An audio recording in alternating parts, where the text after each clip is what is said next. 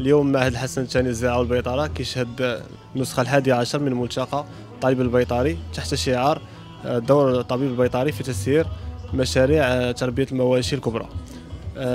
أصبحت أن دور الطبيب البيطري أصبح كيقتصر في داخل هذه المشاريع، كيرتكز أساسا على الوقاية وعلى تسيير جيد لهذه المشاريع.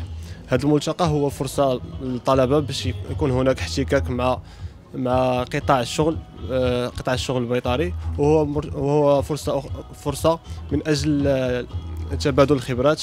ان شاء الله اليوم كنحتفلوا بالنسخه 11 من ملتقى الطالب البيطري تحت شعار دور الطالب البيطري في تسيير تربيه المواشي الكبرى. وكما كتشوفوا اليوم في الصباح كانت عندنا بزاف ديال لي كونفيرونس، 3 ديال لي كونفيرونس بها لي زيتيديون ديالنا كي اونغيشي لي زانفورماسيون اللي عندهم.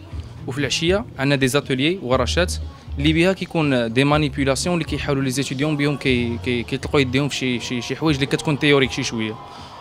اليوم كنحتفلوا بالدوره 18 من الملتقى الوطني للطلبه الطوبوغرافيين. رأينا هذه السنه ان يكون عنوان هذه الدوره المشاريع الكبرى المهيكله والتقنيات الحديثه سبيل لانفتاح اقتصادي عالمي.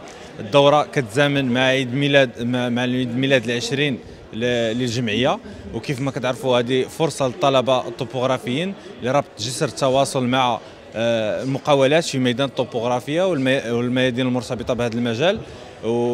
وهذه الدوره استضفنا خبراء عالميين في مجال التقنيات الحديثه، سواء بالنسبه للتقنيات الحديثه المرتبطه بالطائرات بدون طيار او التقنيات الحديثه المرتبطه في مجال المسح او الطوبوغرافيا.